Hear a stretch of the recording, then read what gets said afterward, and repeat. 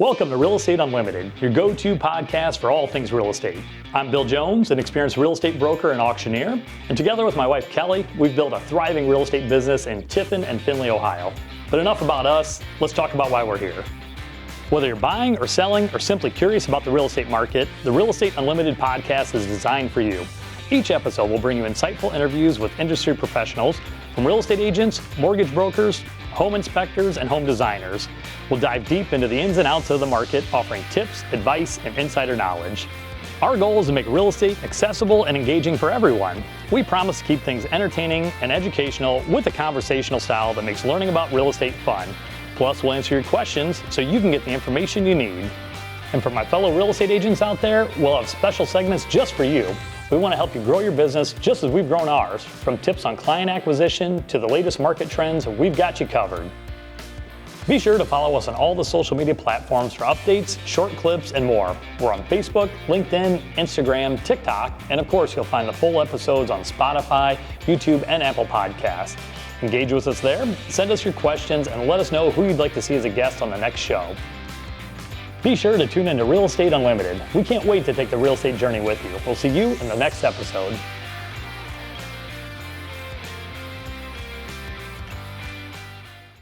Hello and welcome to episode 5 of the Real Estate Unlimited podcast. I'm Daphne. I'm Shaggy. I'm Velma. I'm Fred. And we're the Jones Home Team. Well, welcome back. Episode 5, as you can see, is our Halloween episode. We're dressed up as the mystery crew. I don't know, we couldn't come up with a name for that then, too. Whatever the title is. We don't have a mystery machine. We don't have Scooby, unfortunately, but he's here in spirit. That's what we're talking about. Haunted houses, ghost stories. Do you need to disclose if there's been a haunting in your house, a murder in your house, things like that? There's some seriousness with that. And so if a death occurs in a property, does it need to be disclosed? And one serious thing, we talked about the best time to sell a house. What's the best time to buy a house? So maybe not Halloween, but we'll jump right into what we've got here for y'all. Kind of little Halloween extravaganza. So we needed some intro music. So if you are selling a house, we're in Ohio. So we're talking about Ohio, a lot of other states, things like that. Do you need to disclose if your house is haunted, if there's been a murder, an accidental death, anything like that? I always like to tell people then, too, if they're looking to buy a house that, especially our community, it's a very old community, a lot of old homes. Somebody's probably died in a lot of those houses. So get that all the time. Has anyone ever died here? I mean, what do you guys tell people? I mean, if the house is from 1800s, yes, there's a very good chance that somebody's passed away. The question is, how was their death? Right. Mm-hmm. Yeah, there weren't a lot of hospitals back in the day. I mean, there always were since we've been around, but, that's just where people unfortunately passed away. And they want to. I mean, some people want to die at home, peaceful with their family. So even still today. So we're trying to have some fun with this, but it is a serious topic. It does come up a lot then, too. So I'll go straight to the Zillow group, selling a haunted house. So we'll get into that then, too. So people truly die, but is there such thing as a haunted house? Are there ghosts? Are there poltergeists? I personally don't believe in that. How about you guys? I've seen and heard some things, so we'll just leave it at that. Mm-hmm. I wouldn't say I believe in it, but I could be convinced. I'm with you. Yeah, I personally don't believe in it either, but yeah. Yep. I've seen all kind of weird stuff, but we'll go straight to the facts here then too, or like I hate to give Zillow a fact check kind of thing then too, but they've got a good article on here. So again, ahead of Halloween, so New York was probably the most strict state we saw as far as that. There's actually I don't know if it's Supreme Court, but there was a court case that went straight to New York that talked about that. So New York State courts will rescind a home sale if the seller creates and perpetuates a reputation that a house is haunted, and they take unfair advantage of the buyer's ignorance of the home's ghostly reputation. So in New Jersey, a seller must truthfully tell a buyer if their property comes with a phantom roommate, only if asked. So I guess you got to ask then. So many states have statutes that say property facts that could be a stigma. So this is kind of what we get back to that. Like stigmas are actually a true detriment to the value of the property. Or psychological impact need not be disclosed. Massachusetts and Minnesota deliberately mention paranormal or supernatural activity as a psychological affected attribute that does not need to be disclosed. So we're in Ohio, we go to that, and we've had a lot of questions on this. I've called the state attorney several times.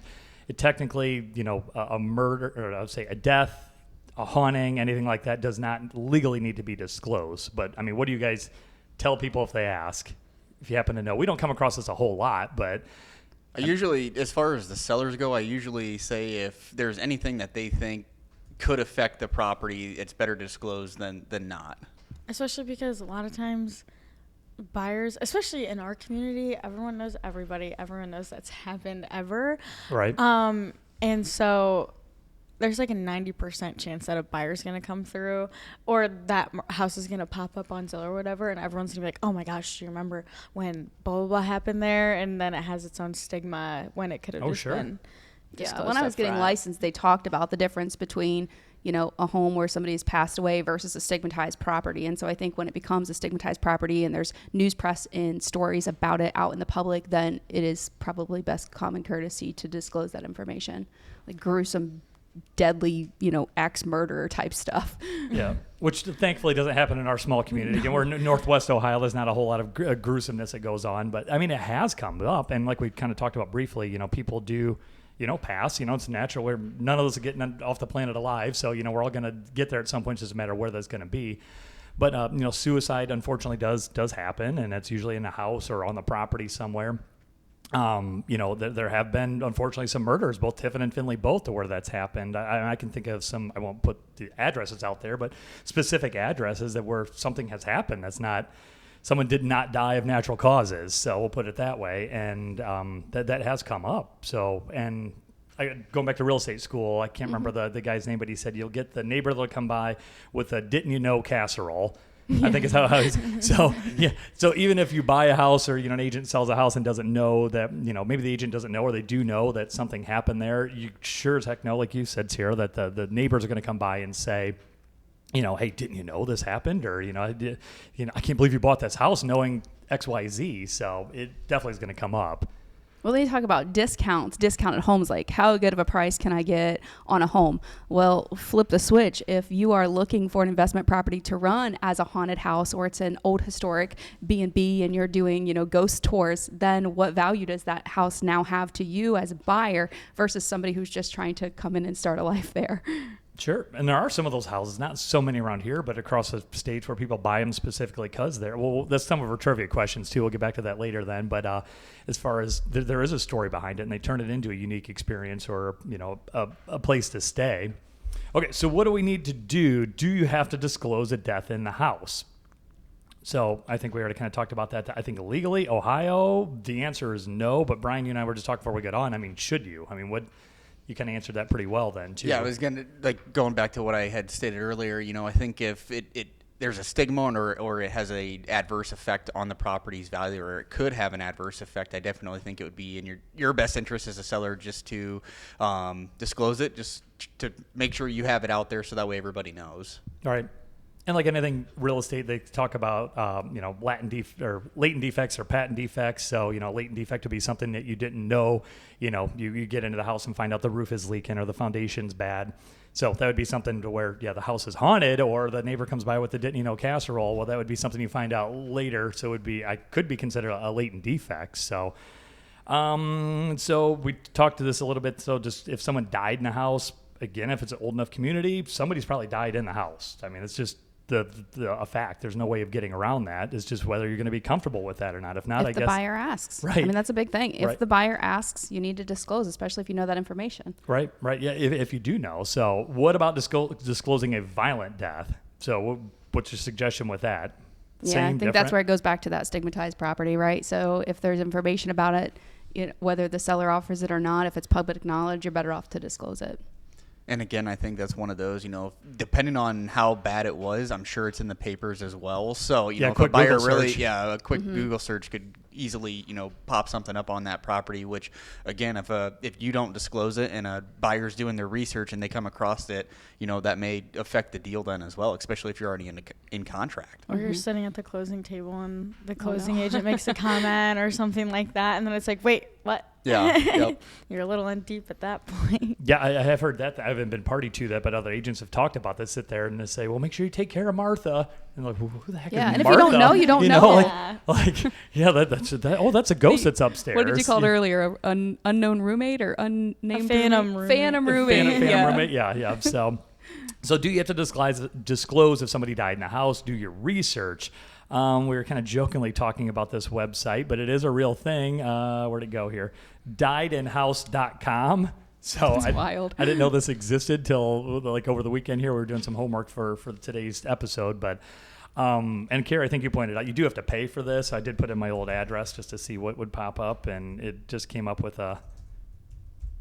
hey, pay $13 or $15, something like that. So didn't tell me. So I lived in a house for 12 years, and I don't know if somebody died in there or not. Probably it's an old enough house, but if I wanted to pay $13.99, maybe I could find out. I did, however, see in some of the comments on Inman, the one guy said he was a coroner, and he goes, he went onto that website and looked up his town or a couple houses that he knew for sure people had died, sometimes gruesomely, and it wasn't on there. Oh, so I would have been so upset. Yeah. So diedinhouse.com did actually respond to that and said that, hey, not everything is updated all the time, and make sure you check back. But again, if you're buying a house and really worried that did somebody die there, was there a murder there, and you're relying on this website, I don't know. I don't know if it's accurate information or not. We're not endorsing it. It's just, it's there. Yeah, but I wonder if some of these other larger house-related real estate websites are going to take note to that, because they do now. They're starting to look at wildfires in their area and heat and wind and all that solar. So I wonder if that's something that they're going to later incorporate. Yeah. Big data's out there. Yeah, we saw something like that with the hurricanes, to disclose that. And I don't know how you could predict if a hurricane's going to happen again in places where it didn't happen, but that's definitely going to be a concern. So a lot of this is kind of circling back around to that. Then home disclosure digs up stuff. So key takeaways: home disclosure are providing. Again, they're selling this service. Of course, they're going to say it's amazing. Pre-diligence property reports is now serving up data on home deaths, including murders and suicides. The reports can bring light to information that agents aren't required to disclose, but could, and it doesn't say could, but it could impact the home's appeal to many buyers. We sold a house a couple of years ago. Same thing. We didn't know that there was a suicide in the house. And we're trying to keep this fun. We don't want to bring anybody down, but I mean, it just does happen. Suicide in the house, we didn't know of that. And, the buyer, the other agent found out, and they were mad about it. And that deal ended up going away. We didn't know about it. We couldn't disclose it. So subsequently, the way, we'll get into this then too, the way you do disclose that, you get permission from your seller. You have to have that to disclose that, but you don't advertise it necessarily. You don't put it on a billboard that, hey, so-and-so died here or whatever. But that is something you'd want to bring up. And the person that subsequently bought the home, it didn't bother them. It wasn't an issue to them. So to one person, it was a deal breaker. The other didn't matter at all. So I think it's just going to depend on the person. The person and the price. I mean, if it's the right price, I mean, I think you could live with Martha. Right before we went on too, I think Carrie, you just mentioned too, like certain, what would you say, hot neighborhoods, or it doesn't matter. Right. Yeah. So, I mean, especially if you're in a big city and housing is hard to come by. I mean, you really I think people, they dismiss a lot of things. Why not dismiss Martha, the phantom roommate? Love her. Right. Poor Martha. So again, these stats, I don't know how accurate they are, but do you know that homes with a tragic death that has occurred can sit on the market 50% longer and decrease the value by 25% compared to similar homes in the area? That seems like they don't have the right real estate agent. Maybe that's it. They didn't market it well. They're not marketing to the right people. Right. So that very well could be it then too. But 25% seems drastic. But it sure does. Maybe it could be, I guess. So surely you would want to know if a violent murder or suicide took place in the home before you sign a contract. I mean, my wife Kelly would certainly care. Would I care if I'm getting a great deal on the house? Maybe not so much. I don't know. Yeah, my husband just wouldn't tell me. Yeah. I would just it's like there's still blood on the floor. Then that might be affecting my opinion. So that's one of the ones, if I can find it, I'll bring it back up. It's a house where the Christmas tree and presents were still there after a horrible incident. So no way. This is like years later. So see if I can pull that up and find it then too. So that'll be a goosebump one. So again, run your report. They're trying to sell that service then too. Okay, right to know, or TMI for you youngins here. So a death in a home is not considered a material fact in most states. So agents and sellers are not required to disclose the event in writing. So Realty Track wrote in a blog post, California, Alaska, and South Dakota are the exceptions to that. So they're saying it is basically not a material fact and does not have to be disclosed. But again, like we've said a couple times now, are you better to disclose than not? So, all right, so you get this house with a violent murder that happened in it, some horror movie kind of picture going on there. So 7 strategies to marketing a notorious real estate property. I don't know. I mean, we haven't really had to deal with that. Again, thankfully, in our neighborhood, like how do you strategize, or what do you do with that, or do you lean into it? Do you lean away from it? I would say lean into it, especially if it were a true tragedy. Because I think of the Amityville horror, house or something like that. Like, make it to where you purchase the house and now you're selling tickets, especially around Halloween. In Massachusetts, we were talking about which states, have those stigmatized properties and laws against them or with them. And Massachusetts seems like it would be huge because of all the tourism and everything like that. Oh, sure. So if you bought a property like that, I feel like it would increase your value. And some of those, with Ted Bundy and some of the other ones, they're millions of dollars because of the stigma that goes along with them. So and I have market it as such. Yeah, one of those too about the Bundy house then too, where the murders happened. So so if we can pull that up, the people. I'll read the story here when we get to it. But what was the one little fun thing? I was trying to play this. I don't know if anybody can hear it or not, but I lost it. This gal here. This was. Here we go. Sue Pinky Benson. So she's kind of she's a big real estate, I think, broker, does a lot of business. I'd call her, I guess, a social media influencer, but she did a cute little short and a bunch of fun little stats.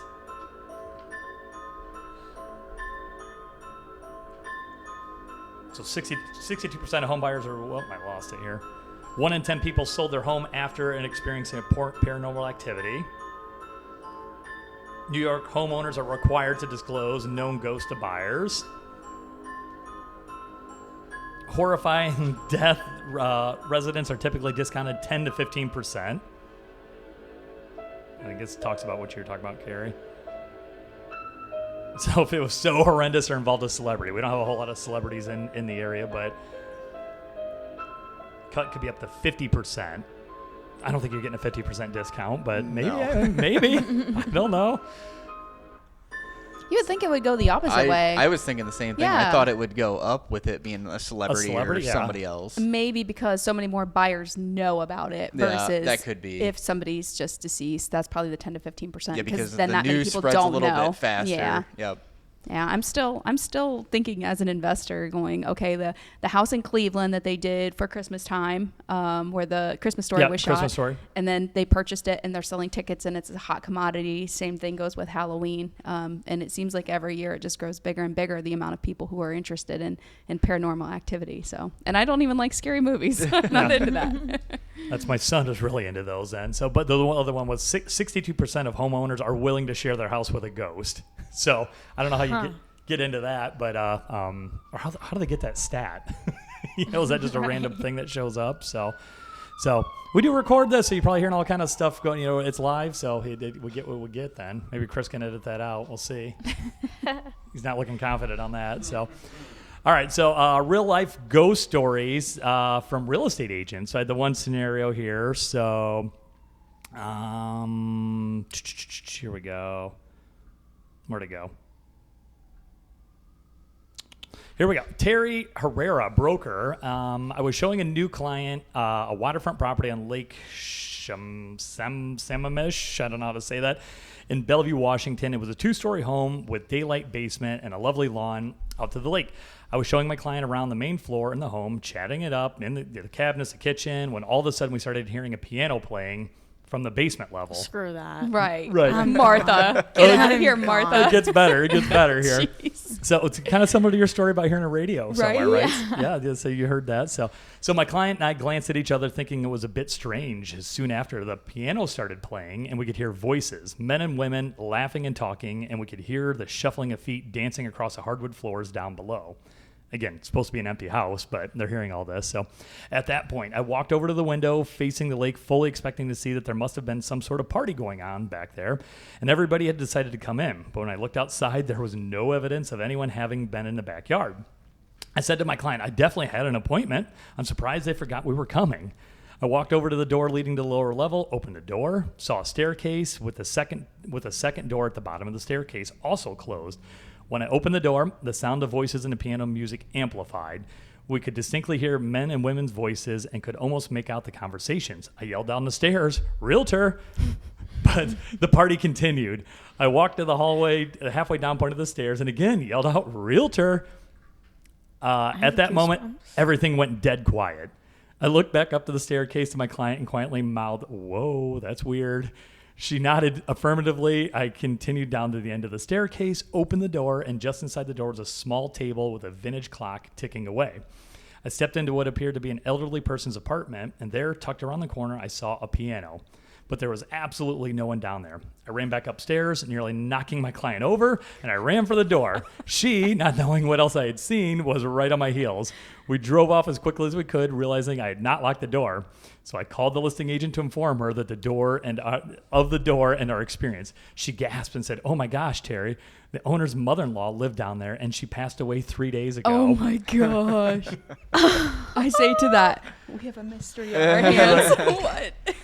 So that's one of like 10 of those stories. I won't bore you with all of them then, but they're pretty cool. So, I mean, I've had some. No, absolutely not. I would have been peeing down my leg like we talked about a few weeks ago, running away, crying, calling everyone and saying, "Don't go there." Don't go there. Yes. So I mean, yeah. So I mean, I imagine that house was probably stigmatized then from that. I mean, I'm sure that agent talked and everybody else talked, and everybody kind of wanted to know what was going on. But I mean, I've had some.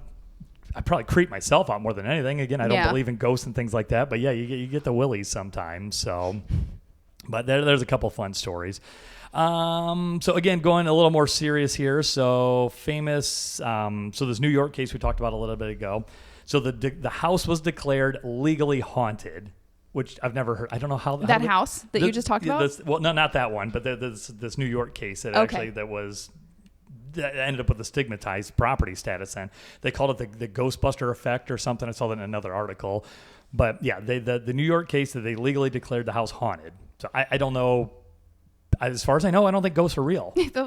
Like the water things, the little witching things with the little two metal wands. Metal rods. They cross. I'm like just getting visions of that. Like, So for the purpose of the property disclosure, the seller was stopped from denying the fact to the purchaser. So they had to quit denying that the house was haunted. And again, I don't know how you get proof that a home is haunted.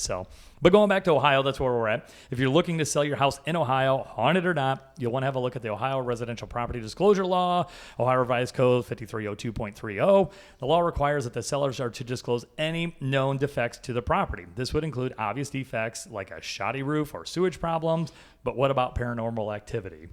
We kind of just discuss this quite a bit, but poltergeists and other hauntings probably fall under a broad category of stigmatized properties. So on a more earthly plane, stigmatized properties cover properties where murders and suicides took place. So bringing it a little more realistic. But we'll go right to the authority here. Spook spirits, disclosing death at a property. So does a death that occurred at a property have to be disclosed?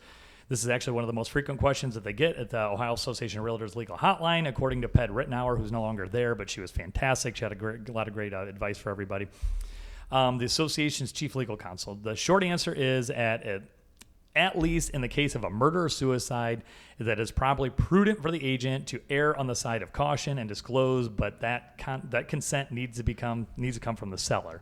So you can't just, you've learned about it, go out and talk about it. You got to make sure that your seller does that. So what if your seller, I'll ask you guys this, your seller says, "No, I don't want to disclose that." Then what are we doing?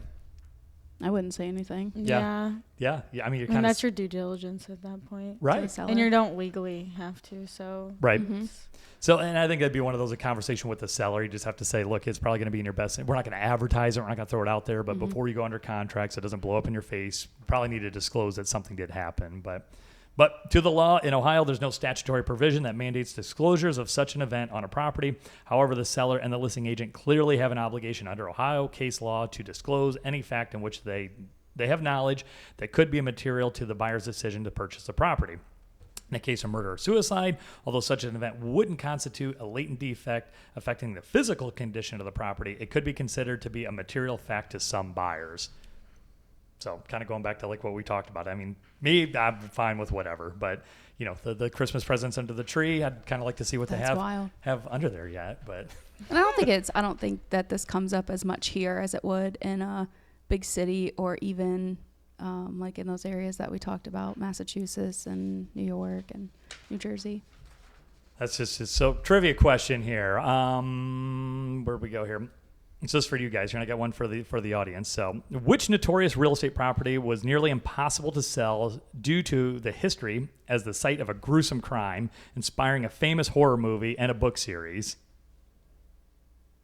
I have no idea. Yeah, I was going to You- say. Well, I was gonna say I dropped Amity, so I guess. Yep, Carrie's got it. Yeah. So yeah, the Amityville Horror House in Long Island, New York, became infamous for a series of murders in 1974 and the alleged haunting experience of the family that moved in afterward. And the story inspired multiple movies, books, and making the property extremely difficult to sell for years. But it did end up selling. So yeah, Everything I guess, sells, baby. right. Yeah, I mean, it could if the price is right. So, and I remember seeing, I don't have a video or picture of it now, but I mean, that's what the house looks like, just like from the movies then. So it is creepy. So, here's a dollar figure question. So, which haunted mansion holds the record for the highest sale price despite its spooky reputation, allegedly to be haunted by the ghost of a famous hotelier? I don't know how to say that word, but. So any idea? So then I'll just have you guess the dollar amount. So it's the Winchester Mystery House in San Jose, California, built by Sarah Winchester, which you might recognize the name, heirs to the Winchester rifle fortune. It was sold for blank in 2022. The sprawling mansion was rumored to be haunted by those killed by Winchester rifles, and its strange design included staircases to nowhere and doors that opened into walls. What? So, yeah. So what price do you think this mansion sold for? The Winchester mansion. Oh, 14 million. I was gonna say, like, because it was 20. 2023, right? 2022. Or 22. So I'll more go recently. 20 mil. And 14 point whatever. Say 25. 135 million. Oh my gosh. $135 million what that sold for. So that's I don't know. Who's buying that? Yeah, that's awful. That is bad juju. That is bad altogether then. So, all right. So the question for our audience here, so is which famous haunted hotel known for its ghostly guests and inspiration to a Stephen King novel was sold for blank in recent years? So it is, I'll give you the answer here. It's a Stanley Hotel in Estates Park, Colorado. It's famous for inspiring Stephen King's novel, The Shining. The hotel is said to be haunted by several ghosts, including the original owners, which is sold for what in 2022? I will let everybody know I personally have been there. So you really? Yes. No Yeah. way. And you still don't believe in ghosts? No. You I do weren't. not. You didn't see anything. It was creepy very or- cool. It was very creepy. They did ghost tours, which we did not do, but I did stay one night there. So Wow. You And stayed- nothing. You stayed were in just, the hotel? Yep. Oh my lord! You were I just didn't know sewing that. logs. yeah, You I just was slept just like a sleeping. baby. Yep. Lil, I know Lil, my fiance. She stayed awake, or she claimed she was hearing things, but I was sleeping. So Well, Gosh, you I know, didn't know that. we stayed in this cabin in Tennessee a couple of years ago, and it was me and 3 of my sister-in-laws, and I swear we heard stuff in this cabin. I don't know if it was pre-1800s for sure. I mean, I'm talking like 1300 to 1700. I don't know. It's very, very old. And we stayed upstairs, and I could have swore we were seeing black figures going in and out of the bathroom like all night. Oh, Like, Jesus. I'm not kidding. I would have laughed. And that's one of the literally things would've where I'm laughed. like, yeah, I don't really believe it. I'm like, I mean, I'll see some things that Yeah. like, and there's absolutely no reason why we would be like, there was no alcohol involved. There was no spooky stories or anything. We were literally just there to have a girls' weekend, and there was some Just stuff. seeing things. Yeah. Oh, I'm so tense. I hate this. Yeah. Yeah. I can't believe you stayed there. I don't think I knew that. yeah, Yeah. it would have been probably maybe 3 years ago. Yeah. Or so. So And you last didn't time spring for the ghost trip? I did not. Oh my lord. Maybe That- that's where it would have all come to Yeah, fruition. it would have all happened there It's for the then too. best. So, one last little thing here then too. So not quite on a ghoulish level here then too, but we talked about the best time to sell a home, which was, what was that, May 23rd? I think was the actual day before they come up with that for sure. When's the best time to buy a home? Again, go to Realtor.com. It's early October, so this week historically is shown to be the best balance in market conditions, which favors buyers. So inventory trends to be high. I don't think that's really true, our neck of the woods here, but prices are below peak levels, less competition from other buyers, plentiful listings. Again, I don't know about that, and more price reductions. We have seen a lot more of that. So, but the date for this is supposed to be the week of September 29th through October 5th. It's your best time to be a buyer, apparently. So, I was busy. yeah. I was extremely busy. Yeah, so things seem to happen. So now the best time to sell, now the best time to buy, which is basically now. So there you go. Getting close to Halloween, get yourself a trick or treat, I guess. So I don't know. We had the other one then too. There was Mike Tyson owned a home. I mean, I think it's gone now, but owned a mansion in Southeast Ohio. I don't know if you guys, I'd never heard that before. I was know looking about up that. spooky stories. Supposedly again was haunted. He built it, I think, in the 80s. It comes with an indoor pool shaped like a boxing glove. It had tiger cages. Wow. Yeah, it's like $1.3 million in tiger cages or something crazy like that. And I guess he had tigers from the Tiger King guy in this mansion. And I guess supposedly it was haunted. He built it there, was haunted, whatever. He didn't live there long, and now I think a church owns it. Some other famous person owned it in between, but I think they gave it to a church. But Ozzy Osbourne owned it in between. Right, yeah. Somebody that I didn't know he was here. So apparently he lived in Southeast Ohio for a while, but yeah, and had a haunted house with tiger cages. All right, any spooky stories to share with anybody? I don't think No. so. We've got ourselves creeped out. We're getting to that time of year then too. If you're showing houses, it gets to be dark. You know what I mean? That's Rustling leaves and good branches scratching at windows in Victorian homes. Right. So, well, that's all we got. That's episode 5. Join us for episode 6. Remember to put in for your answer to that question then. How much did that home sell for? How much did the Shining Motel sell for then? We'll put you in for a contest, win a gift card. Until then, thank you for joining us with REUP, and we'll see you on the next episode.